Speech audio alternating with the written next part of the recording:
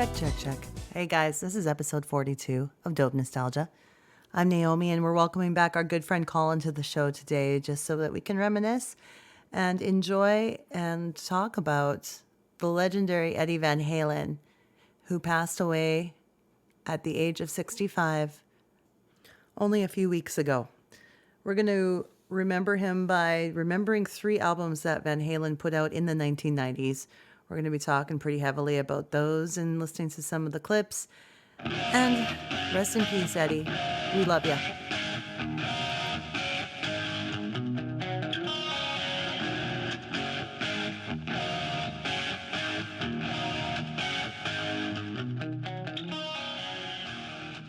Is that background, is that an actual background or is that virtual background? That's virtual. Well, that's a green screen. It is green screen. Because Yeah. okay, because it looks like it's waving and I'm like, well, what the hell is going on with that? Oh, because it's not flush up against me here because I just don't have it set up perfectly. Oh, okay, now my brain understands what's going on. That yeah, So look, okay. you can I get physically it. grab it. This is okay, I understand now. Because I thought that was projected on the green screen, like the tripods and everything. Now I understand what's what. Okay, I get it. No.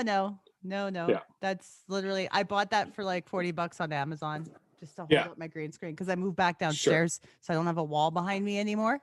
Right. So that's good. I just set it up So- for podcasting. Are we doing Van Halen retrospective or just the 90s aspect or what's going on? Primarily the 3 90s albums I'm Good. imagining we're focusing on. Those are 3 of my favorites. Me too. Yeah, I mean, I really discovered the band in the 90s, so that's part of it. sure. So that means I don't have the same affinity for David Lee Roth that the majority of real hardcore Van Halen fans have. I don't. Well, that's where you and I disagree. Yeah. It's fun to argue people that one. It makes Sure. people pick their favorite And frontman. it's not that I don't like Sammy Hagar, because I do. Mhm. But for me, Van Halen is always David Lee Roth. Wow, and jumping off the drum risers. That's the wicked era. Like if you talked about rock vocalists, Sammy Hagar would place so far above David Lee Roth. But if you Mhm. talk about rock frontmen, David Lee Roth is way above Sammy Hagar. It really depends what you're looking for in a band and Yeah. in them. The 2 different eras are so different just because of the frontmen. Absolutely. Yeah. But I mean, you can't talk crap about Sammy Hagar. Like I could never say I hate Sammy Hagar. And the music with Roth, it was still good music too. It wasn't like obviously I really prefer the melodies and everything from what Sammy's capable of singing to what David Lee Roth is capable of singing. Sure. But the music was still just as good through 70s and 80s and 90s because it's still the same writing people. It's still Eddie and his brother, right? So Well, especially and when you listen back to the first couple of Van Halen albums and realize Eddie was like 20, like he's amazing, and he gets better over time, but he goes from amazing to super amazing. we're celebrating his life today and what he accomplished, especially in the 90s, considering that is our wheelhouse. He originally battled tongue cancer and had a third of his tongue cut out, I think, in 2001. I think that's the timeline. And obviously he continued to fight that battle privately in the last few years.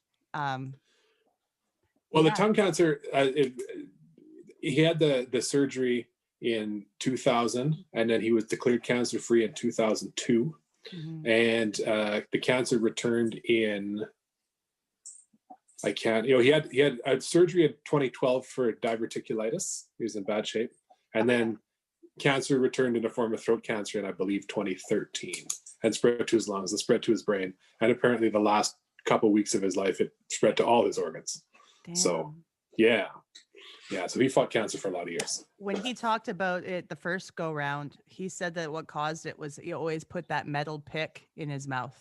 Yeah. That guitar pick. That's what he says. Although he was a heavy drinker and a smoker. But he says, that could have contributed to it too. But I mean, he says the spot where the cancer happened on his tongue is where he keeps the pick in his mouth. And he said that the electromagnetic radiation from the studio that conducted it into his tongue, and that's what caused the cancer. Which everybody has crazy ideas about what happens. But then, how did the throat cancer happen? Smoking. Yeah, sure. You know what? come on, it all happened by smoking. I love you, Eddie, but it was all just We love smoking. you. We love you. Yeah. It scares me, man. It scares me. I've quit now, but I smoked for 23 years. Me too. So how long have you quit now? I don't know. Couple of years, but I dabbled for a while. So yeah, I don't know. Yeah, I just hit 2 when I years. was actually quit. Yeah, it's been probably, I don't know, here. Yeah, but I get scared too. Like, I mean, of course, I'm a bit of a health anxiety freak, but I mean, I've literally had issues going on in there for a while in this part of my mouth and stuff and the throat, and it always feels like I'm swallowing a lump or something. And so Right. both my doctor and my dentist didn't see anything. I had a barium swallow, all of that, didn't see Yeah. anything. So it's never gotten better. It's Right. gotten better. But you're They're also still alive. I'm alive. So, It's been 2 yes. years this has been going on. And Okay. so I think if it were something serious, I would really know by now. Is that what prompted the quitting smoking? No, that was the bladder tumor. That too. Yeah. That was an actual The tumor, real but thing. it was benign. Yeah. But it was benign. Uh-huh. But that they handed me a pack that day after I got off the table, and they were like, "You should quit smoking." And then I just did like that instantly. Used nothing. It's Yeah. all about your mind and when you're ready. Yeah. And Oh, that and you made me ready. struggled for years. Like you tried. were on and off. Yeah. Yeah. But yeah, but I know that's what that did it. dance. That's what did it. It's you got to be mentally ready and say, "No, I'm done." What did it is a tumor. That's fairly understandable, I think. Yeah. Yeah. You got to be scared into doing. Sure. But yeah, no, all of my issues now are attributed to TMJ joint dislocation. Okay, yeah. So they say it makes your throat and your mouth do funny, weird things, and that's what's going on apparently. So, Well, all right. anyway, so y'all know I'll probably edit all of that out. I figured.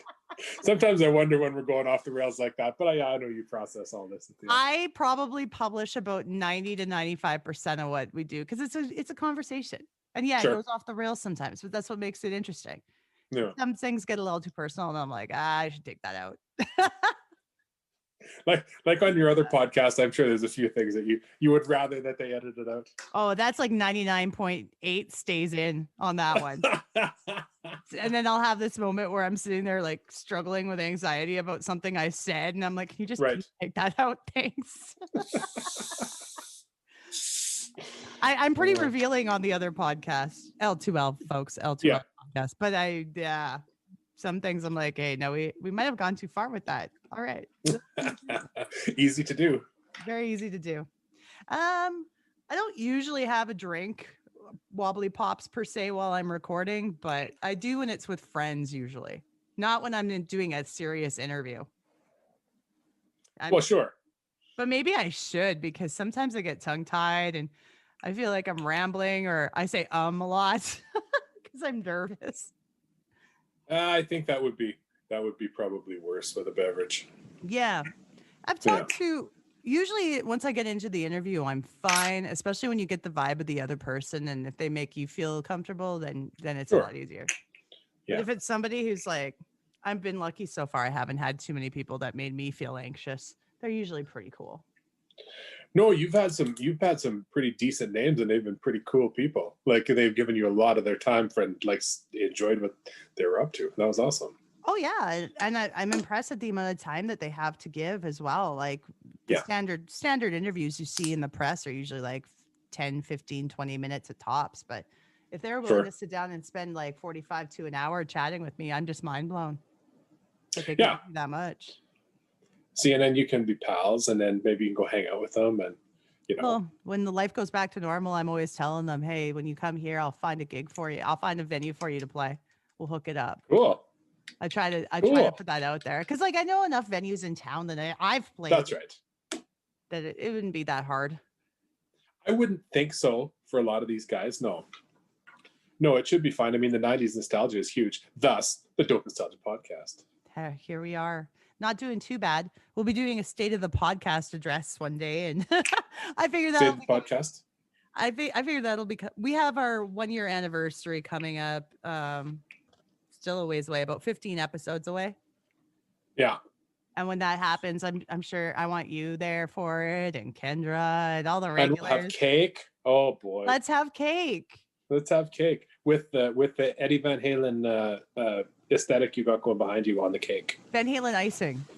Is it? Yeah, Van Halen icing. That's right. I bet you anything JD could make that.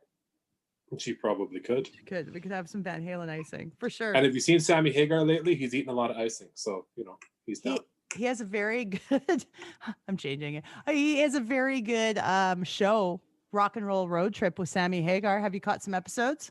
Yes, I have, and I don't know what to say about it. I don't like to be critical about people's artistic pursuits, although that's what we're doing here. But I like Sammy Hagar for 10 minutes or 15 minutes, and that is too much. Well, Like, he has a lot of guests. Like he goes and Yeah. visits people and gets them on the But show. a lot of times he talks about, oh man, they put that venue in '62 and they had that bathroom where the toilet didn't work. Oh man, I'm like, I don't care. Just I want to hear more about the music. I like the casual chat sometimes. I like hearing about celebrities' fears and insecurities because it makes them more human. I don't know if you listen to any other podcasts like like regularly, but I really enjoy Conan O'Brien's. Yes, it was called Conan O'Brien Needs a Friend. Yes, because he's so self-deprecating, and his guests and him are so they talk all the time about things that make them nervous and uncomfortable. Yeah, oh sure, and he's got. I was gonna actually check it out because Howard Stern is on it, and I'm a big Howard Stern fan, and that's all. Well, Howard he got Stern Howard talks this about. week. Is it this week's? I don't know if Howard? it's this week, but it's in the last month anyway. Yeah, I haven't heard. I've heard them all this month. I didn't know Howard was on it. Howard is that'll on be there. Yeah, good. and Howard is all about talking about his small penis and stuff. So yeah, no, that's his whole shtick. I love Howard. Yeah, me too. Me too. I'm a big Howard fan, and it sounds like he's going to sign again. He's not going to retire in December. Good. So, Was he talking about retirement? his contract is up December 20th. Yeah, it's still not confirmed he's going to sign. That sounds. I think they're probably like, is he going to move for more money? But where is there to move to? Honestly, doesn't he have? He has a sweet deal. Well, he's got a sweet deal, yeah, but apparently, I don't know. Apparently, that moving somewhere else is a possibility. So I don't know. We'll see. Sirius XM would basically fucking fold without him. I think I read a thing that's like 38% of their company is him. They became what they became because of him. Absolutely, yeah. As soon as he went there. Now, but I do think that most people who listen to satellite radio in their vehicles would keep it because it's still convenient to listen to the genre of music they like in their car. Not for the same amount of money though. Like satellite radio used to be cheap, and now I think it's up above $20 a month. If you pay month to month, it's 23 or something. I don't know. And I got Spotify's this like $10 a month. Yeah, but so yeah. And honestly, I really liked, or I do like the hair metal channel, Hair Nation. Oh but yeah. That playlist is really repetitive, and it should be enough hair metal to program that son of a bitch 2 weeks. The whole point would be to get satellite radio so that it wouldn't be repetitive, so it wouldn't sound like your terrestrial radio, which is completely repetitive. Oh my God! The commercial radio, same 50 songs constantly, regardless of the era. Regardless of the era, they would play the same songs. I've heard that's way more 3 Days Grace than I ever need to listen to again. Oh yeah, and then throw in, okay, American listeners, we have this thing called CanCon. That's right. The Canadian government is required, the CRTC requires radio stations to play a certain amount of Canadian music. Luckily, 30%. Luckily for us, we have a lot of good, strong Canadian artists out there that are making waves all over the world. So luckily it's still like good music. But there was a time where it was felt that the whole thing kind of forced mediocrity down our throats. Yes. Well, we have a lot of great music, but we also have Billy Talent, American listeners. So, Thank you. I'm sorry, Billy Talent, but I'm not into it. It's screechy and whiny, and you're gonna get an angry email from Billy Talent now. I'm never gonna be on the show. Well, that's fine because you came out in 2000 something. So fuck you anyway. Billy Talent. Anyway, I'm always nice about these artists. Hey, I gotta start being a little bit of a little asshole. Okay. Let the biatch out of the I don't know what rhymes with biatch. The bitch out of the ditch. There you go. Bitch is out of the ditch. We never talk about. we talk about Roth, we talk about Sammy, we never talk about Gary Sharon. I feel bad for the guy. Gary Sharon was the frontman for one album. And today I was reading the interview he did in 2012 with Rolling Stone magazine about being the frontman for Van Halen and how the whole thing went down from his point of view. And he's not bitter, not at all. He stayed friends Nor with, is Eddie. No. it was just not the direction they wanted to go anymore. And Gary was fine with that too, because Gary actually just wanted to get back with Extreme. Oh, really? Oh, yeah. He just wanted Extreme Well, to get back together the the whole quote time. that I read, of course, there was a lot of press when Eddie passed, and he was talking about Gary Sharon, and he said, "We're getting ready for tour," and Gary came in with this coat with these big lapels that was all, ostentatious, and he said, "I just knew it was never going to work." So it was a stylistic thing as well. Because I mean, Gary Sharon can sing. There's nobody can say Gary Sharon can't sing, but it just was and that album. I mean, oh man, on the Van Halen Legacy, no. I own that album. I know two other people that own like physical CD copies of it. And I just bought it because it's Van Halen. I'm buying it. And I think I probably listened to it about 3 times. I didn't think it was great. How could Gary Sharon be ostentatious and David Lee Roth not? Like, I think it was just a different way.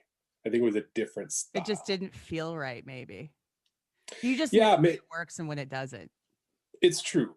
Like, if I don't know, did you see the last tour with David Lee Roth when it came through? Didn't they play 3 shows on the whole tour and Edmonton was one of them? And then they like canceled the tour within like a week or 2? Maybe I'm thinking of the tour before because they did 2 with David Lee Roth, didn't they? I believe so. I can't remember. But I think the last one got canceled. It was David Lee Roth and Wolfgang was in the band already at that point. Yep. And yeah, David Lee Roth came out in like this Matador jacket and stuff. And he had this big inflatable microphone. And there was lots of like penis sight gags and stuff. It was odd. It was a Reach different down between my legs and all that kind of stuff. And it was a different David Lee Roth than 70s, 80s. Like it was I don't know how, but it was more cartoonish somehow.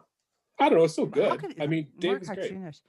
Dave's great. I read also an interview with Sharon Osbourne where she talked about in the beginning because Van Halen opened for Black Sabbath when they were new. Yes, they did. Yeah. And she mentions the boys, Ozzy and Eddie, hanging out at the bar, enjoying some drinks and laughs, telling some jokes. And when Roth would show up, he was just annoying. They found him completely annoying because he was just over the top and like he's that guy at the bar who nobody ever really wants to invite because it's just like too much to handle.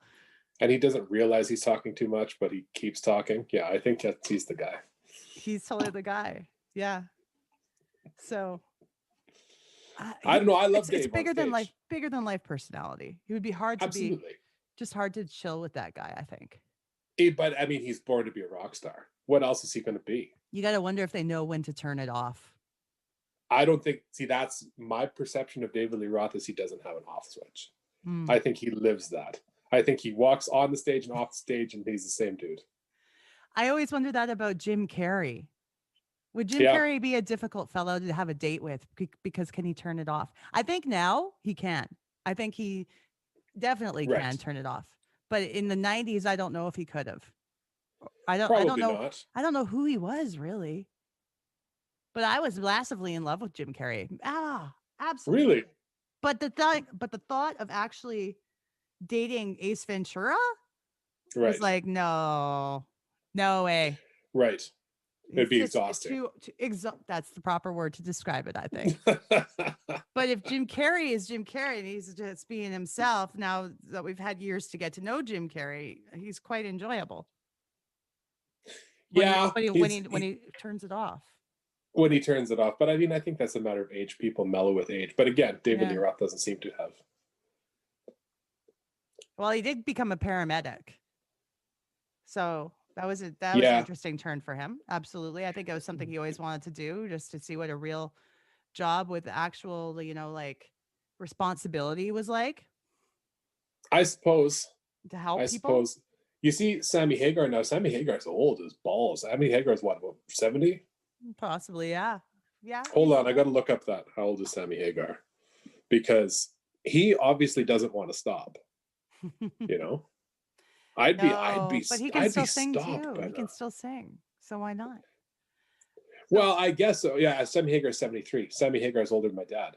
That's older than my mom. I'm Yeah. if I had that much money, I would not be. I wouldn't be doing shows and flying all over the place anymore. I'd Oh, be. he's doing what he loves as long as he can. Yeah, I get the yeah. impression that he enjoys every minute of it, and when it's time Oh, to I slow think down, he will. loves he loves being Sammy Hagar. Sure, and that's cool. Dude's got the most relaxing, fun time life. He's got fucking Cabo Wabo. He's got, tequila drinking. Tequila's keeping him alive for some reason. He's For some still reason, yeah. but yeah, like he's just seems like a fun loving guy that would be enjoy to hang out with and have a tequila shot. Like But see, I think I'd be more like Alex Van Halen. Have you ever seen him in public ever by himself? I don't know anything about Alex Van Halen. That's right. That would be me. The brothers, the family of Alex and Eddie were so like private. Mhm. And if you weren't in the inner circle, you wouldn't hear a damn thing. Nothing. If they said you were done with you, that's it. You're not going to hear shit. Sure, But you were finished. going back to Well, that. then, yeah. Go ahead. Sorry. No, go ahead. I was going to say that's why Michael Anthony had no shot. That's why as soon as Wolfgang picked up a bass, it was only a matter of time. And Eddie said some really evil shit about Michael Anthony that I don't think was fair, but Michael Anthony was really cool about it. Sammy let Eddie have it for talking smack about Michael Anthony. Let him Yes, he have did. it. Yeah. Man, it was a war for so long. But But apparently, Michael Anthony, to his credit, was cool about it. Michael Anthony didn't fire shots back. He just took he's it. a quiet guy. Yeah, well, He it's sings classy, harmonies man. like a motherfucker. That guy sings harmonies amazingly, but he's a very classy, well-spoken dude. His range is so incredible. What do you think about look? Sammy can sing and he can harmonize to that. Damn. Yeah. But to wrap up, what I was going to say about Van Halen 3 and Gary Sharon, some notes I made from that interview. One of the most important things he said was, "I was one of the 3 singers in the mighty Van Halen. You can't take that away from me." Doesn't matter what happened. He got to live a dream. If I got to spend the weekend in Van Halen, that would be it. I'd be cool with that. That'd be fine. Like, yeah, I get to stand on the same stage as Eddie Van Halen and do my thing. That's wicked. Yeah. When they were writing, Eddie and Gary were already writing songs for the Van Halen album, and Eddie had already said, "Do you want to be in? All right, you're in." And that same week, they have Gary out with them, and they're performing at Van Halen's performing at the MTV Movie or Music Awards, and they have Roth fronting the band because they're promoting their greatest hits. And everyone's saying, "Well, what's Gary Sharon? What are you doing here?" And he's like, "Nothing." He didn't know what to say, right? Yeah, sure. So he was really set up to fail with in the eyes of the fans, in my opinion, because the fans are seeing Roth with them again, and they're probably freaking out, thinking this is going to happen. And then it's Gary. Yeah, like the poor guy was not set up to succeed in that situation. No, I mean, I was an Extreme fan, and I'm a Gary Sharon fan. Yep. And I'm a Van Halen fan, but I was not pumped about Gary Sharon and Van Halen. No, I wasn't really either. Yeah. I was just like, no, I want Extreme to be extreme. Yeah. And Van Halen to be different. But when you listen to the VH3 album, you can tell it's an Extreme album. You can hear Extreme, but at the same time, that's a big combination of the fact that Nuno Bettencourt probably learned so much of how to play from Eddie Van Halen. That when I'm listening to VH3 and I'm hearing this sounds like this could totally be an Extreme song. Well, yeah, there's many reasons for that. I see, and what I think is Sammy Hagar sings balls, and David Lee Roth sings a different version of balls, and Gary Sharon sings finesse. I think that's my feeling. But Gary was saying like he wanted to be able to, because Sammy said when he came into Van Halen, he was only going to do 4 songs that Roth did. That's it. Okay. That's it. And then the rest would all be their stuff with Van Hagar. But like Gary comes in and he goes, you know what? For the fans, I'll do more of their songs. And we'll do some more obscure songs that they didn't do regularly. Sure. Just do it for the fans. And I think the fans will also appreciated that more, that Gary wanted to do that. Mm-hmm. And but he said it was really hard singing Sammy's stuff for him. David's was no Oh, problem. oh no, no kidding. I can sing David Lee Roth. Sammy Hagar's tough, man. Sammy Hagar's I he's have, I power. have, Like I have fucking trouble as a I woman. know, I know. I Yeah, love karaoke. My fucking favorite is "Don't Tell Me What Love Can Do," and it's hard sure. after 5 minutes of it. Yeah, no kidding. And he's up there the whole damn time, most of that song. Well, I was listening to Top of the World today, and I was thinking that today too. That chorus from Top of the World is just balls all the way through. Ah, yeah, it's like Yeah. it's so wild. I love his voice, and I love Oh, the grit to it. I don't know how he does that for 90 minutes or 2 hours at a time. It's just so much power. But and when he's 73 years old.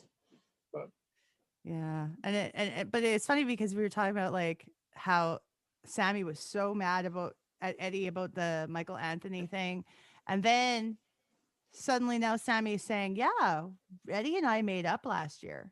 We're good. yeah, yeah. We were good when he passed. He knew he was sick. He had already been He speaking made with him. peace. Yeah, That was what was important to him, was to make peace with people in his life." Sammy said. I think so. Yeah, well, Eddie Van Halen, like they talk about, he brought the smile back to rock and roll, and I think that's true. You watch the old Van Halen videos, and yeah, he's smiling like an idiot, but it's good. Like you watch everybody else at the time, and Metallica is not smiling, and Guns N' Roses isn't smiling, and Motley Crue isn't smiling, but Eddie Van Halen, All I the liked it. time. I loved it. He just Yeah, looks so happy to perform and be up sure. there. Yeah, Yeah, absolutely. And the thing is, everyone you talk to who wasn't in Van Halen has nothing but nice things to say about him that's and true. what a nice person he is. But then when you look at the situation of how they couldn't keep the front man, you got to think, okay, this band, he's probably a very strict band leader. He's probably like, if you Yeah, don't do what I want, you're fucking out. yeah, yeah. Well, and it's that, but Sammy talked about. Well, I was surprised. Sammy talked about running Van Halen the way I ran Van Halen and the way Dave ran Van Halen. I don't Really? think you guys ran Van Halen, but okay. Like I don't know, I wasn't there, but it seems to me like It's not always Van the lead Halen singer. isn't run by Hagar. Yeah, I don't know. Whose name's in the band title? Jeez. This isn't Van Hagar. Hey, I've heard of this other band that has has one of the band members' name as the band name, and we know Yeah. who's in charge in that band. And that is Bon Jovi. Oh, yeah. Well, But it's usually the singer that's in charge, you'd think. Sure. Unless it's a real like brotherhood / like everyone's equal. But how many bands have that? And let's not go off track, and I don't want to start a war, but have you seen the latest Bon Jovi stuff? It's pretty weak. Yeah.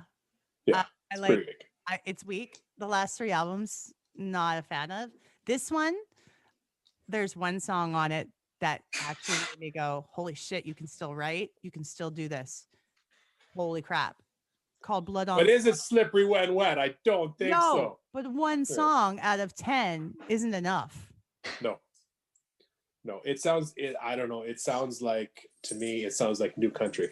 Like it has that sort of sheen, like first chorus hook, and the housewives will love this one. I will never expect the brilliance of Slippery or New Jersey or These Days. Or These Days. These Days is the greatest album.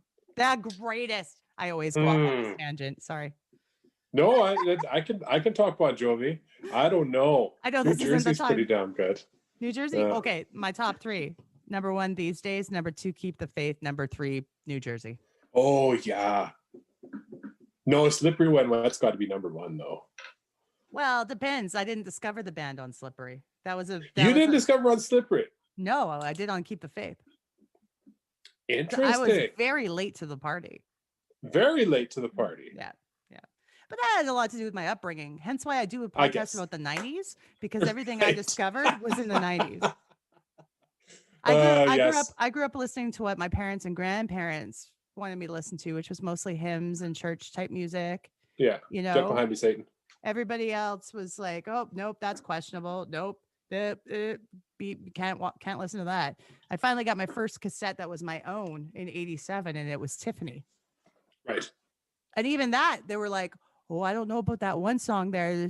It sounds like they might be doing something promiscuous. When they're alone now. Yes. Yeah. So yeah, like once I found pop and rock, I went insane for it. See, I didn't know that you were that late to the party because Slippery Yeah. When Wet, when that was out, that was you and I the same age, and I was in grade 2 or 3 or something, 4 maybe, something like Yeah. that. And that was the soundtrack to my life. And I Mhm. was 12. No, not Yeah. even. Yeah. In elementary school, everybody was rocking out to that album. Yes. But I remember Yeah. thinking, oh, that's hard rock. I can't listen to Right. that. That's Yes. hard rock. They have long hair. Holy no, that's bad. And then I remember being at a friend's house in like 90, 91, and we were all New Kids fans. We loved New Kids on the Block. But then the older brother and sister came out and they start playing Aerosmith Pump. Right. And I'm like, this is great. I This is much like it. better. Yeah. I really like this. And then I'm Yeah. like, I felt kind of guilty, like I shouldn't like this, but I And loved especially with Steven Tyler with his whole shtick. Yeah, that would have made you uncomfortable for sure. it. And that's where the rock and roll, that's the train. I got on the rock and roll train with after that moment. They were listening to AC/DC stuff too, but I wasn't really into AC/DC because they told It's me not that was melodic. they told me that was really evil. AC/DC Oh, well, was after really Christ evil. Devil Comes. Yeah, of course. That's why I wasn't supposed to listen to that. So I wasn't. That's yeah. But I'm like, oh, Aerosmith. I don't see any problem with Aerosmith. And then Keep the Faith came out, and I remember hearing about Bon Jovi in elementary, but I wasn't into it. And then I saw the video, and I was like, oh, that guy. All right. All right. See, I mean, I was in right. I can handle that guy. Sure. I was in on the deep end when I was in grade 1. This is grade 1.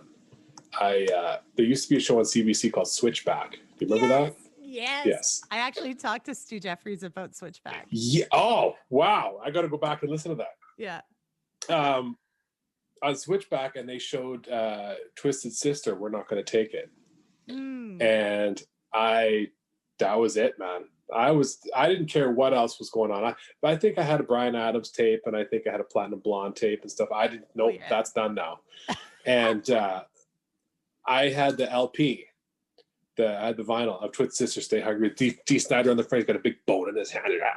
Yeah. And I took that to school, and I remember they took me aside and they said, "Does your mom know you have this?" It's like, yeah, my mom bought this. So yeah, I was all about it. I was Twisted Sister's biggest fan until about grade 3. And still, I love Twisted Sister to this day. Yeah. Of course you do, because you'll always have that soft spot in your heart. Even if it's something that would be considered cheesy, you're still like, well, it doesn't matter. It was important to me. I've got that framed LP in my office right now, right at this moment. I'm so happy you have that. I hope you get to Me meet too. Dee one day. I really do. I'd love to meet Dee. That would make my life. Yeah. I got to meet Mark Mendoza. Yes, I remember that. Yeah, we got to perform in the Twisted Sister Jam Space. That's wicked. But I didn't know how important that was to you. If I had known, I would have shared so much more with you from that. Probably would have got autograph and shit. What's that? Probably would have got you the Animal Mendoza's autograph or something. I didn't know. Could have got him to record my voicemail. That would be good. Yeah. Now he was imparting wisdom on all us young artists sitting around. I'm sure. Sharing he seems like that kind of guy. Yeah. I think he does a podcast now too, actually. You know what I have saved on my DVR, and I watch it every year at Christmas, is the Twisted Christmas. Yes? Yeah, it's great. If you haven't seen it, it's awesome. What year did that come out? Oh, I watched it in my old house still, so that it's been out for 15 years. 12, 15 years. So was it in the 90s perhaps, or was it in the 80s? Ooh, no, it was in the 2000s. When it came out? It was, the Twisted Christmas. Yeah, it's probably 2005. Yeah. Like that. We're going to have a Christmas episode coming up, and I'm going to get several of you guys to be on talking about your favorite Christmas albums from that era. Oh, so I think you should bring that up. Why not? 100%. That's part of Christmas for me, watching The Grinch and watching Rudolph and watching Twisted Christmas. Yeah. Oh, well, yeah. But yeah, like it's cool how we both discovered rock and roll and how it went from there. I'm glad we were sharing that story. Sure. I like the aesthetic though. I like the music, but I like the aesthetic, man. That was that. And I still to this day, that's why I like David Lee Roth. That's so cool. I get it. And all the respect to David Lee Roth, even though we smack talk you, we still love you.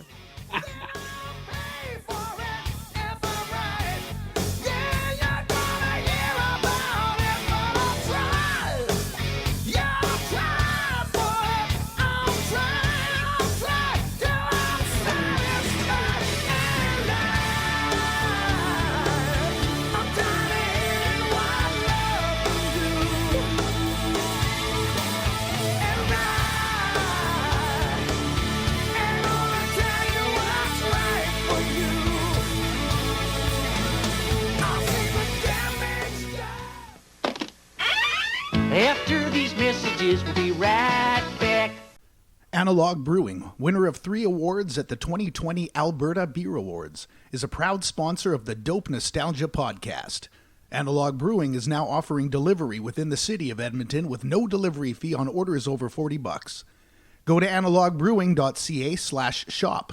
That's www.analogbrewing.ca/shop and place your order today. When placing an order, you could also pay it forward and take part in their Nurse a Pint program and prepay for a pint for a nurse. Mention this podcast in the order comments so they know we sent you. Analog Brewing, taking beer to the next level. Did I forget to invite you to the pool party? Well, maybe next year. On those occasions when you need to make a big splash, there's the Super Soaker 100. It has a powerful air pressure system, Oh, Buffy! a range of up to 60 feet, and a drenching spray. The Super Soaker 100. It's a water gun of a higher caliber. Also the 50, or the ultimate, the 200.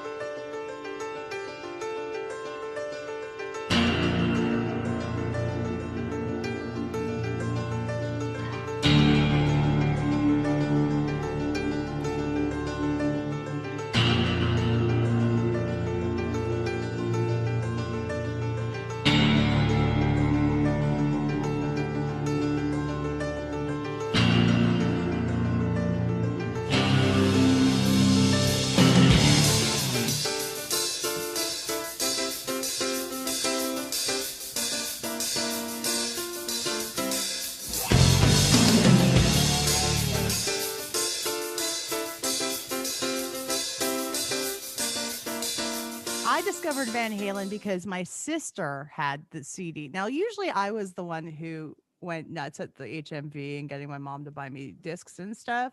But my Yeah. sister had a few that she really liked, and she had Balance by Van Halen. It's a great album. I knew about For Unlawful Carnal Knowledge before that. That came out in 91. I thought there were some Yes. really cool songs on that. I was into it. But when my sister got Balance, I would start to borrow it and take it and listen to it in my room. And I was like, I really dig this. I dig this a lot. This For guy's sure. guitar playing is incredible. I really liked my favorite song on Balance is probably a ballad. It's Not Enough. That's a great one. Yeah, I used to listen to that one a lot. I think that a lot of the stuff on Balance was more finesse and less power, which is good. I mean, that's what else have we got on that one? Right Here, Right Now. No, Right Here, Right Now was on that. Singles from Balance. Right Now is on the Fuck album. Right. Can't Stop Loving You was on Balance. Amsterdam was on Balance. Not Enough. Amsterdam Yeah. Amsterdam is an amazing song. And that song actually, when I listen to the intro of that made more sense to me than anything that Gary Sharon had eventually become the singer of that band. I don't know why, because I think it was just, I was like, okay, I could see why I digged this. It sounds like Extreme a bit. It's more like Extreme sounds like Van Halen. Right. You know, but I could hear that a lot. Amsterdam's a kick-ass tune. That's a great one. Yeah. And I mean, Don't Tell Me was the first single. And that sold me the album. I bought the album on the strength of that. I probably would have bought it anyway, honestly. But just because. But For Unlawful Carnal Knowledge, the second that I heard Pound Cake, I was in. Wow, wow. And that first, when the drums come in at the start, yeah, I'm sold. I'm there.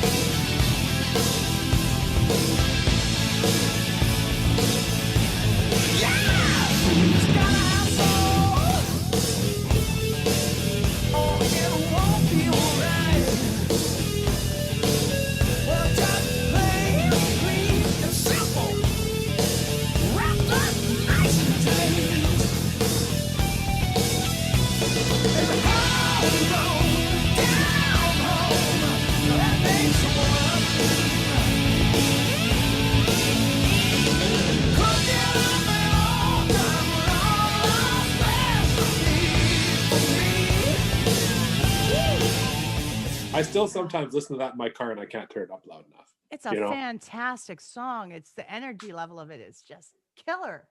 Yeah.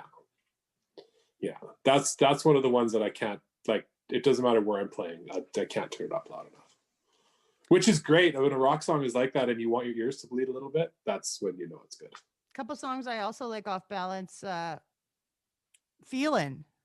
A song called Feelin'. It's near the end. That's a good one. Yeah. Yeah. Slower tempo. Sammy's not going full throttle on that one, which is cool. When he doesn't go full throttle, I like that also. Little breathing room. A little bit of breathing room, yeah. I mean, a little more dynamic and a little bit less gravel. Yeah, I like that. And there's it's actually kind of a weird song called Big Fat Money. Yeah. I'm not a huge fan of that one, but I know that one. Because it goes wildly jazz during the bridge. Mm-hmm. I didn't yes, see it that. does. I didn't see that coming. No, that was an album with more songwriting chances. You know, there wasn't a straight ahead rock record, whereas For Unlawful Carnal Knowledge was. I mean, that was a heavier record. Smash you in the face rock record. Yeah. Like what else was on there? Spanked was on there. Spanked was good. Pleasure Dome was bizarre. I never really understood that. That one makes me go meh. Yeah. I don't know. But Top of the World, that's another good one. The album starts and finishes super strong. Like Pound Cake and Top of the World, those are great. Run Around was all right. Run Around's okay. But yeah, Top of the World is ace. It's good.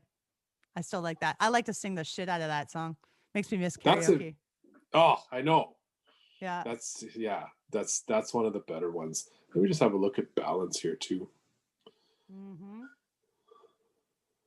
Oh. Do you remember they did the Twister soundtrack? They put a song on there called Humans Being. Yes, that one was a little lackluster, I thought. It was very talky. It was like, that's what makes us humans be. And then the chorus was very simple. But musically, I thought fantastic instrumental to that track. Wow, there was really no instrumental that sucked. This Van Halen we're talking about. There was no instrumental that was half-assed. You have a very good point. I don't think there's anything you could really listen to and go, that was absolute garbage. No. There's a song on Van Halen 3 that was called Dirty Water Dog. Did you remember that song? It sounds it sounds very old school Van Halen. Very old. No, I'm not familiar with that one. I honestly that album it was out of rotation quick for me. I just keep going back to that fucking album. Really? Okay, well good. There's parts of it that I think Without You that's a great chorus.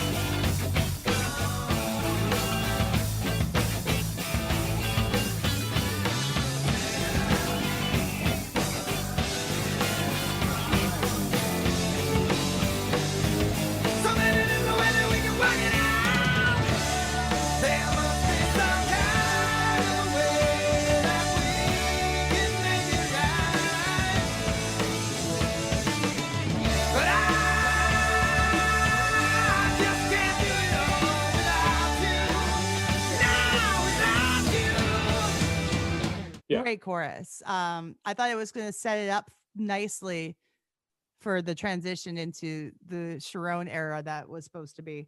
But I thought after listening to the rest of it, nah. I mean, Fire in the Hole was okay. Once is fucked. Once. It's a 7.5 minute tune and it's fucked. Everyone Okay, listen you- to once and see how many minutes you make it in before you turn it off. I'm sorry. I hate that song. But Josephina is a very cool tune. It has very weird chords in it. Very Mhm. nice. Cinderella, waiting for her charming. Did you break a heart like little girls often do? Pigtails and painted toes, all dressed up in your mother's clothes. Can you shine the light? Oh, can you shine the light? Oh, please, can you shine the light? Yeah, can you shine the light? Shine the light on a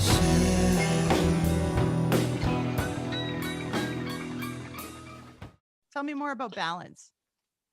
More about balance. Well, I don't know. Let me have a look. Let me go back to the track listing here and go through my balance experience, because I love this album. I spent a lot of time on this one. I used to just examine the cover of it and think, oh, that artwork is so interesting. The kids. I've got the tour shirt. I had tickets to the show when they played the Balance tour here, and I ended up not being able to go. I can't remember why. But my Oh. buddy who went brought me a shirt, and my mom recently took all my old concert tees and made them into a quilt. Oh, And that's like the centerpiece of the quilt. And I really like that one. That's my favorite one, she said. So it's got the Siamese twins on it. nice. Yeah, it's pretty cool. It's pretty cool. I never got to see them live. Oh, really? No. I've seen Van Halen twice. Oh, that's good. and- I'm glad you did. Once with Hagar and once with Roth. And Oh, that's even better. yeah, Both experiences. the one with Sammy Hagar, I've never been to a louder show in my life. Oh my God. What tour was it?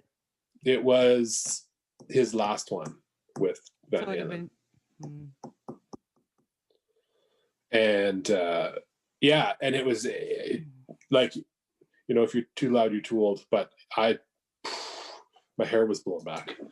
And then I went back specifically because David Lee Roth. I thought I have to see Van Halen with David Lee Roth, and he didn't disappoint. Mhm. But it wasn't, 1982 David Lee Roth. Well, what can you expect? I mean, the guy was, but still, the guy had abs and he was like 60 years old. So he's working hard. Yeah, he wasn't a slouch, that's for sure. He wasn't Vince No. Nealing it up there. No. No, he definitely wasn't Vince Nealing it. No. Holy shit. If they get that guy on stage again, they better be in the fucking workout in the contract. Be like, you need to Man. get your fucking body in shape or something. You're going to die on this tour if you don't. And just so you know, all I want for Christmas is a what do you call that thing? A Vine with David Lee Roth, or not? No, with Vince Neil. What is that? Where you pay them money and they do a Oh, greeting the for you? cameo. I wanted a Vince Neil cameo. That's all I want. I think we should get people to that. pitch in and get you that. I wonder how much is a Vince Neil cameo? We could look it up. But I want him to be hammered when he does it. Though. If he does it sober, I'm not interested. We'll throw in an extra $20 for the 2-4 we want you to drink before. That's right. Because that's Here's 30 American. That's American booze money. At $20 will get him drunk. That's right. Here's $20. Drink it and then do the thing. Hang on, Neil. You're rocking it. Right. See, right here in the podcast, this is where you insert the segment of him wearing his ass like a hat on Cameo. It's so good. We should literally start taking a GoFundMe page off of this to get you a cameo from David. Oh my God. From Vince Neil. It's happening.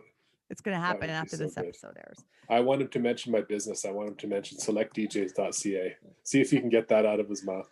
Yeah, I'll pay more per sentence. Doesn't matter. People won't know what website they're going to because it's like, it'll be fine. That'd be great. I'll post that on my Facebook page and never post anything else again. Can you make sure you even start a Twitter page just so you can pin it to the top and that's the I only will. post there is? That'll be the only post, and I'll just put it on my business cards and direct everybody there. Yeah. It's gonna be life. It's gonna be so worth it. Good. I will raise as much money as I can for this. I think it's a very worthy cause. I got a couple bags of empties too. I'll take them back. We'll be able to swing it. Hey, I got some sweet little known facts about Eddie Van Halen for you. Van Halen facts. Facts. Wikipedia moment. Bullshit. The thing I do all the time. Eddie Van Halen can't read sheet music. I did know that actually. Yeah. He cannot read music. And I'll tell you something, a lot of virtuosos do not read music It's true. Yeah. because they feel it and they taught themselves by ear. Yeah. In general. What interests me though is I wonder if he could do like tablature and stuff. I wonder even because play tab best is chords. made specifically for people who can't read music. Yeah, I don't know. Fuck, I have trouble with tab. It takes me forever to figure out tab. Sure. I'm a shit guitar player though. Oh, not as shit as me. So I can play chords, but just basic, super basic. That's yeah, it. I got a guitar when I was in elementary school, and I even took lessons with the crappy band teacher we had. And yeah, I think I can do like an E and an F, and I can smash it when I'm done, and that's all I can do. I was saying to myself today, I'm like, I would be really brilliant to get a real strong guitar player to come on the show and talk about Eddie. But then I thought that's probably already happening on another podcast. You know, Oh, I'm sure, but it's always good to hear that because yeah, guitar players talking Eddie. Right. Where we're more like singer types talking Eddie. Sure. Yeah, I'm just a rock fan. I'm just a fan of Horns and Tails. Here's another little known fact. His middle name is Lodewijk. Eddie Lodewijk van Halen, a Dutch name, of course. His middle name pays homage to classical music, as in Ludwig van Beethoven. And Eddie named his son Wolfgang after Wolfgang Amadeus Mozart. Yes, he did. And here's my Eddie fast fact. His dad played clarinet on one of their tunes. I can't remember which one. Yeah. Yeah, it was a cover tune. Did a cover of Big Bad Bill is Sweet William Now. And Eddie's dad played clarinet on it. Really? Yeah. And Eddie said he didn't like the cover, but he liked his dad got to play on it. So that was good. But that sounds like something that David Lee Roth could do a good job of. That's kind of a show tune. I wonder what those boys are. Well, we know Sammy and what he's doing. I wonder what Roth is. I wonder what they're all going to do. There's got to be a tribute show to Eddie. There's going to be one when the shit's over with COVID. I bet you anything. There's going to be a bunch of rockers getting together, putting on some kind of fundraiser for cancer. And well, David Lee Roth was opening for Kith. Opening for Kiss in their residency in Vegas. So that's what David Lee Roth has been doing. Okay. So he still keeps busy. Yeah, oh yeah. And Wolfgang Van Halen's been releasing an album for the past 12 years. So maybe we'll see that. I've seen one of Eddie's Twitter's posts about how you guys can't wait till you hear Wolfgang's solo record. It's coming. Yeah, it's coming. 6 years ago. Yeah. I think Wolfgang Van Halen is a great musician in his own right, but if like you want he's to kind have of a good time, I cut you off again. What a dick. I'm just thinking worst podcast. Wolfgang is pulling Axl Rose. He's pulling a Chinese Democracy. We're gonna see him when he's like 45. He's got to perfect this shit. It's his first coming out of the can. He's got to make sure that he doesn't pull coming out of the can. He doesn't want to. Where's he coming out of the can? He doesn't want to pull a Lisa Marie Presley.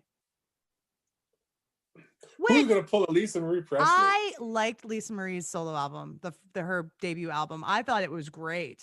I didn't hear anything but Dirty Laundry, and I thought it was terrible. Dirty Laundry. Oh, what about the song Lights Out? That was her debut single. It was fucking fantastic. Honestly, I never even heard it. I heard Dirty Laundry and I had enough. And I'll be honest, I wrote her off without really paying attention because I thought it was kind of a gag. It's Elvis's kid, so she got to do a record. I don't know. Yeah, a lot of people get that. A lot of the celebrity kids try to separate themselves if they can. Like Enrique Iglesias, tried to change his name and stuff. Oh, did he? He had to put out an album without anyone knowing that he was Julio's kid. I did not know that. Hard to see if he could do it in his own merit. Yeah. Julio. Man, Julio Iglesias. I mean, he's got a lot of following. Julio Iglesias is probably one of the biggest Latin artists ever. He's a real Latin lover, that one. Yeah, right? Yeah. No, that's right. Yeah. Like him and Selena. They talk about Selena. Selena had like 2 albums. She was like 20 something years old, but she's dead, so she's a saint. There's a TV show coming out about her life. Her life only lasted 22 years. She wasn't very old. No, I'm waiting for the Aaliyah movie, actually. When's that going to happen? There should be a movie about Aaliyah. Aaliyah and Selena both were If you don't succeed, gone in their primes. Gone in their when they're about to really blow up, you know? that's true. Yeah. No, Selena would have been big. Selena probably would have been Jennifer Lopez big, maybe. Oh yeah. Yeah. And to think of the irony that J-Lo played her in the movie. Yeah.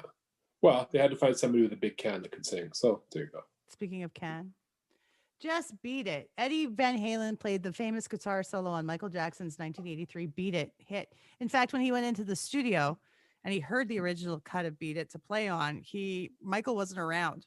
And so he's like, hey, It's Quincy. I'm gonna do some stuff here. He basically rewrote Beat It. He moved parts around in the song. Eddie did all of this stuff. And when Michael came back and he's like, hey, check this out. What do you think of what I did here? Michael's like, yeah, that's good. Keep it. Yeah, well, that's good. I mean, I didn't get paid for it. He didn't make any money off that. He did it as a favor. That's right. To Q. Quincy Jones, just as a sidebar here, Quincy Jones has gone insane the last couple of years, eh? I don't know what he's been up to. I know that his daughter Rashida is quite a famous actress now. She was on The Office. She was on No, Parks and Rec. Yeah. She's done a few things. But Quincy did that. I shouldn't say the last couple of years because I just remember the one interview he did with Rolling Stone. And he was like talking like he was on mushrooms or something like that. Just weird conspiracy theories and that he knows what happened to JFK. And all right, man. Really? Like you produced Thriller and nobody can take that away from you, but man, I don't know. That's a lot of stuff. His production credits are pretty massive. He's a fucking force, that Quincy Jones. Did the Sanford and Son theme song, man. Come on. Did he really? Yeah, that's Quincy Jones. Van Halen, before they were Van Halen, they were the Broken Combs. Yeah. Then they were the Trojan Rubber Company. Then they changed their name to Genesis. Yes. And then they found out, there's a Genesis in England. Maybe we shouldn't use that. Yeah, how did that come about? Yeah. Then they went to Mammoth, I think, right? Mammoth. Yes. Which is a great rock and roll name. That's fantastic. Which was being used by a smaller LA band that we don't know about today. So they probably could have got away with that. But Van Halen, he probably just said, fuck it. We're naming the band after me. Actually, that was a David Lee Roth move. David Lee Roth thought Van Halen was a good name. They didn't want to use that. But David Lee Roth said, that's fantastic. Yeah. And actually when because Gene Simmons had done nothing but talk about Eddie Van Halen since he died. Gene Simmons is using this as spotlight time. And when he tried to shop Van Halen around before their debut album took off, and he couldn't find him a deal. And he wanted to change the name to Daddy Longlegs, and they didn't do it. So thanks for not listening to Gene. What the fuck, Gene? In some ways I respect Gene. In some ways I always shake my head. I'm like, oh. The older I get, the less I like Gene. I don't know. I thought he was the coolest guy ever until about 10 years ago. When he had blood coming off his tongue and shit and like that. Yeah, it was cool back then. Yeah, I mean, seeing Kiss in the makeup is one of the best. I don't know if I call it best, but like it was a rock and roll moment. It was a bucket list. Seeing Kiss in the makeup, awesome. Everything's great. But when Gene starts talking, I just want to turn the channel. Man, Gene. Yeah, it's a turn off. I'm over it. Like when he had a reality show, The Family Jewels or whatever, it was kind of like I'm over this now. Now that I don't really like that I got to know you. Yes. Yeah. I guess it was better before the reality show. Whereas Ozzy's a little different. He's Ozzy's more endearing. You want to give him a hug. Ozzy's great. Yeah. Ozzy's endearing and he's fucking hilarious. Oh, Ozzy's so funny. But it's my dad is a very straight guy. My dad is a very like proper sort of a guy. And so I was watching the Oz. I can't remember which one. If it was because he's had a few incarnations of TV shows, and I was watching him and what is this? So it's crazy. Again, the guy bites heads off bats, and you watch for 10 minutes, like, oh, he's kind of a cool guy. Like, wow, if Ozzy can win my dad over, he can win anybody over. Oh yeah, that was a great show. Sammy Hagar wanted to name the For Unlawful Carnal Knowledge a band name, just the album just Fuck. He wanted to name it Fuck. All right. Yeah. That would have been commercially unsuccessful, but the reason why is he was trying to address America's hot button issue of the time, which was censorship. So he was just fed up with it. So he wanted to name the album Fuck. And they just ended up going with, For Unlawful Carnal Knowledge, which is actually not what fuck means. Okay. Fuck is not an acronym. Okay. I got bored the other day. I've been bored a lot. It's quarantine. I All right, let's develop this idea. What does it mean, Naomi? It comes from some. It's hard to really narrow down where it comes from, but it's not an acronym for anything. It was just a word. Fuck got developed from something else that sounded a certain way, and it's just a very satisfying thing to say. And it was used a lot as not only a noun, a verb. You can use it as an adjective. You can use fuck as it's like the word Smurf, but with more of an oomph to it. It's true. Yeah, Smurf. Oh It's man, Smurfing. yeah, that was the original swear word for kids. Yeah, Yeah. Smurf you, man. When I was a kid, I wanted to be a Smurf for Halloween, so I had a white pair of pants, and my mom painted me blue from the waist up, and she took a kitchen catcher garbage bag and made me a little white hat, and I was a Smurf. That's amazing. Did you just stuff it a little bit and shape it right? Yeah, and it looked kind of like a squash. You know how a squash looks? And a bonk. And I was blue. No, Wow. Oh no, I wore a blue t-shirt because she didn't want to paint me blue from the waist up. So I wore a blue t-shirt and my face got painted blue. Have you ever heard the guitar term called the brown sound? Yes, the brown sound. And it's based on Alex's snare drum, actually. Did you know that? Mm-hmm. Yes. Yeah. So it's basically described as Eddie's tone, garnering significant repute in the rock and roll world. In one interview, he said his goal was to sound like Alex's snare, warm, big, majestic, and brown. Brown. See, I wouldn't think a lot of people would use brown to describe their tone. This is brown. It's like the color you see when you hear the sound. Yeah, but brown is like the color of dirt, and it's the color of poop. Yeah, and I wouldn't call anything brown. Well, wasn't there a South Park episode about the brown note? Where yes, that makes you poo. Yeah, the note that makes you poo your note pants. That makes you poo. This is different though. Yeah, it is different. This ain't about poo. No. No, the brown sound is warm. It's warm. It's thick. It's nice. So this description clicked with guitar players, and that term is widely used today as the brown sound. Is it really? Yeah. Okay, I didn't know that. But yeah, I mean, Eddie's tone was legendary, and it was like really super overdriven, which I liked. And I mean, to this day, he's got the most overdriven tone, I think, of anyone. The most thick, overdriven tone. Yeah. Did he create the tapping? Did he create the tap? No. Eddie modified the tapping. I can't remember who did it first, but he made it his own. Like, I mean, tapping forever now will be Eddie's thing. And even though that a lot of, especially like 80s and 90s hair metal guitarists adopted it, nobody did it like Eddie. Did you happen to see Saturday Night Live last week? I was about to bring Jack White up on Saturday Night Live last week. Very nice. Very tasteful tribute there.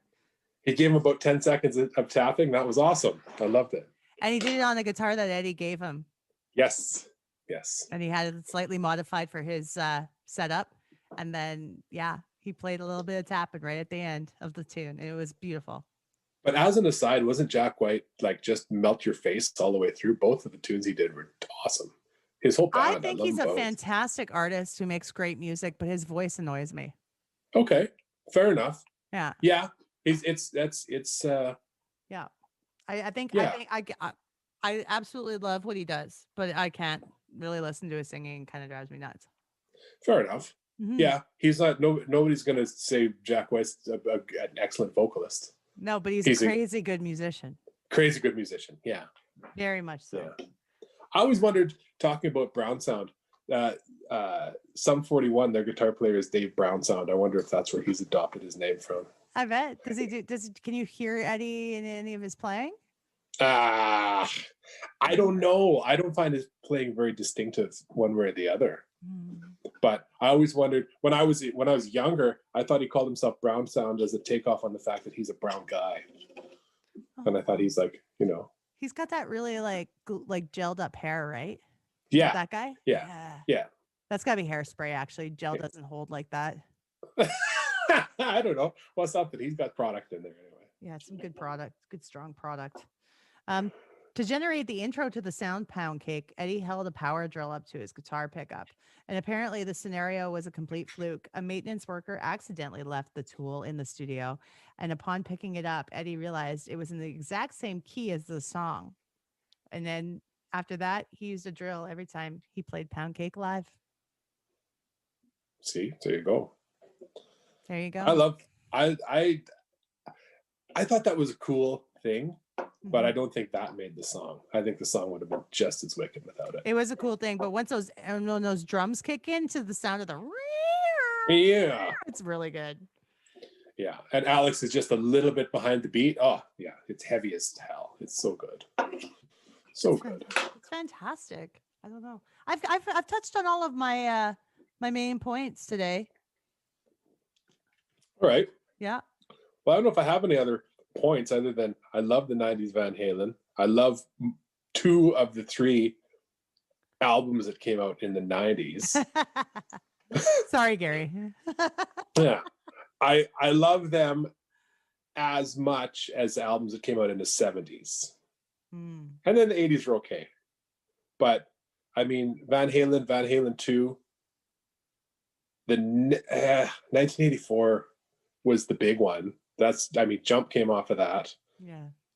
5150 didn't suck, but between Van Halen 2, the next big one was From Awful Carnal Knowledge. Don't ever forget, everybody, the greatest lyric of all time. Only time will tell if we can stand the test of time. Yeah, that's a pretty good song. When they did that, I was like, what? Why? Great song, other than that one fucking lyric. I'm like, what did you just say? But it's completely accurate. Only time will tell if we can stand. If we can stand the test of time, yeah. Maybe it's more brilliant than I thought. It's like Kid Rock rhyming things and things. It's great. Oh, fucking! You know what? It's been a blessed time not hearing the song "Picture" for about 7 months. Oh my God! When are we going to do an episode on Kid Rock? Come on. Oh no! I guess I should. Someone's got to. I guess when did Devil Without a Cause come out? That would have been about 98, right? 99. That feels accurate. Yeah. That feels about the right time. I think we could leave that one lie though. For a while. Let's just forget about that one for a while. I like to be an equal opportunity, whether I like the band or not. We're going to talk about it or have them on the show. Sure. I try to keep my personal bias out of it. I'll put you on the spot then. What's a band that you don't like that you've done a show about? I'll tell you this. I've never done a show about anybody yet that I didn't like. I would say I've done a show about people that I didn't know much about or I was indifferent to. Mm-hmm. People, band, artist, whatever. But after doing the show or speaking to the person or whatever it would be, I learned so much about them that I'd see them in a new light and I gained new respect and started to learn about their music more. But I've never actually yet done an episode about someone I did not like. And why would you? There's enough artists that you don't have to. Yeah. I mean, but knowing you personally though, show. It's a positive show. Yeah. Knowing you personally though, I can see that too, that if you learn about somebody, you're like, oh, this person is a person and they're cool, so I want to learn about them. That's kind of your thing. So yeah, that makes sense. I know that. So, I can talk smack with the best of them, but fuck, right. I don't really put that on the show. You kind of want to give the world a hug though. Come on. That's the first what, thing and that's this year's been about too. I didn't want to. I got enough negativity in real life right now. I don't want to bring it into the show. The show is my happy. Yeah. No, and so it should be. And so Here's- everyone should feel the love of the Dope Nostalgia podcast. You know what else keeps you warm? What? Dope Nostalgia t-shirts. Where can people get them, Naomi? You can get them on Redbubble. Check it out on www.dopenostalgia.com. There's a link right there where you can check out our Redbubble page, get yourself a shirt. You can also become a Patreon and be a subscriber. So here's the thing. I'm going to redesign our Patreon tiers so that if you're at a high tier, you're going to get a free shirt as a Wow. subscriber. You're going to get a free shirt. We'll give you some swag. We'll give you a shout out on the show. Fuck, you can even come on the show. Let's have a good Let's chat. go. Let's do like an ultra premium platinum tier, and we'll go to their home and do a show there. Masks. Yeah, sure. Or we'll just wait for this to die out, or we'll wait for everybody to die off, or whatever. Post coronavirus, we're gonna go to your house. I'll bring a 12-pack of beer. It'll probably be Analog Brewery, Beer, our official sponsor of the podcast. We'll bring some beer to your house, and we'll do a show at your house. And depending on your ilk, what you're into, we can twist up a joint.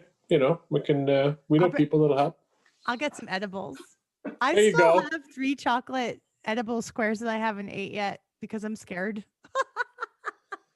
I don't know why, but now, are you comfortable discussing your marijuana use on your podcast? Yes, because I want to hear. I want to hear about how that's been going for you since you're not so into it. Okay, so people don't know. I've really never smoked a joint in the last 10 years.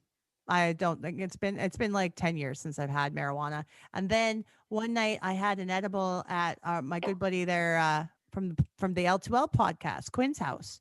I had an edible, a fuzzy peach from a friend that was there, and I felt great. I no ill effects, nothing bad. There probably wasn't that much THC in it, honestly. And I was already half cut. I was half cut already too. Okay. So I wouldn't be able to tell the difference between what was what. Anyway, I said, well, you know what? It's time I go to, now that it's legal in Canada, to go to a licensed weed store. So I went and picked up a chocolate bar. It has like 4 sections to it, and it's indica. I told the guy, is that indica? Is that the right word? I told the guy behind the counter, I said, look, I get really paranoid with THC. It makes me very, very paranoid. What would you recommend? Well, something lower in the THC, higher in the CBD. Got me the indica chocolate. So Kendra was on here one time, and Mikey, and we each had a piece. They had like much more of their chocolate than I had. Okay. I just had 1 piece of the chocolate. Right. So I have 3 pieces left. And I think that I should have them without alcohol. So I actually understand like what's happening. Yeah. When it's happening. But I'm scared of weed. I don't know why. Well, no, I completely understand it because I'm that person too. Weed, THC makes me paranoid. It makes me very anxious. And sativa especially does. So what I found out through trial and error, now that you can, figure out what is good, is I need CBD. I need lots and lots of CBD and a teeny weeny bit of THC in there, and then I'm good. Then I'm okay. Then I can enjoy it. But if I'm even like half and half THC and CBD, I'm hiding under the bed. So, wow, I didn't know that. Yeah. So it's great because I thought I'm like you. I hadn't touched weed in years and years and years and years. And I thought I didn't like it, but I just didn't have the right stuff. So you just got to kind of tailor make it to you. And there's different strains, different things you can try. Yeah. And even as it is now, I'm once a month, maybe not even, but now I enjoy it. Now it's like a glass of wine. Now I enjoy it. Now I have a friend who manages a weed store. And what I'd like to do is have someone come with me and film this. But last year for Halloween, I was Towley from South Park. I built a costume. That's a great costume. It's a massive, it's like, I'm like 7 feet tall in this fucking costume. Because of like how big it is. It's fantastic. If you want to see my Towley costume, check out my Instagram. _backwards. It's too much effort to explain. Anyway, so like this thing is fucking cool, and I want to wear it again. But what I want to do is walk into a weed store and do the Towley voice and be like, "Hey, you want to get high?" And be like, oh, I'm just applying for a job. And kind of like, get into it and fuck her up and she won't know it's me. Well, she'll probably know it's me, but I think it'd be fun. Sure.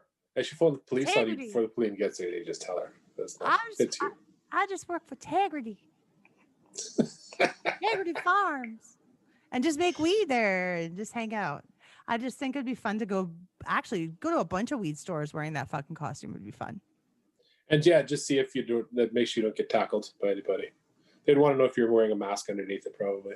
Maybe because Halloween's coming up, I have to do it then. I suppose that would be the time to do it. Yes, Halloween is coming up. Okay, yeah, no, that's right. Maybe not this year, but maybe next year. I don't know. We'll see. I gotta get some guts to do it. How many Eddie Van Halen costumes are there going to be this Halloween? Well, that's a more of an adult costume, and adults are probably not going to Halloween very much this year. But That would be cool if they did. I want to see like the little kid wearing one. I want to see like a 3-year-old kid dressed like Eddie Van Halen. That would make my whole day. All you need is this pattern with the red background and the stripes and black and white stripes. You have yourself a costume. You just have to And a incorporate mullet it. wig. And a nice mullet wig and a big smile on your face. Yeah. You're good to go. And a whammy bar. Wow. Yes. Agreed. Thank you for your time today. Thank you for having me, Nomsky. This was fun. To love somebody foolishly.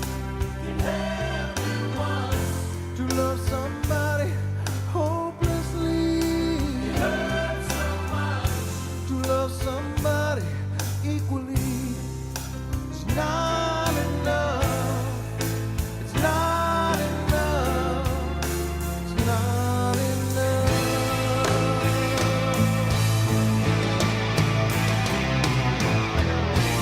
Lord, it takes a little time. It's not so easy to find. No. Searching everywhere. You turn and swear she's always been there. Standing there.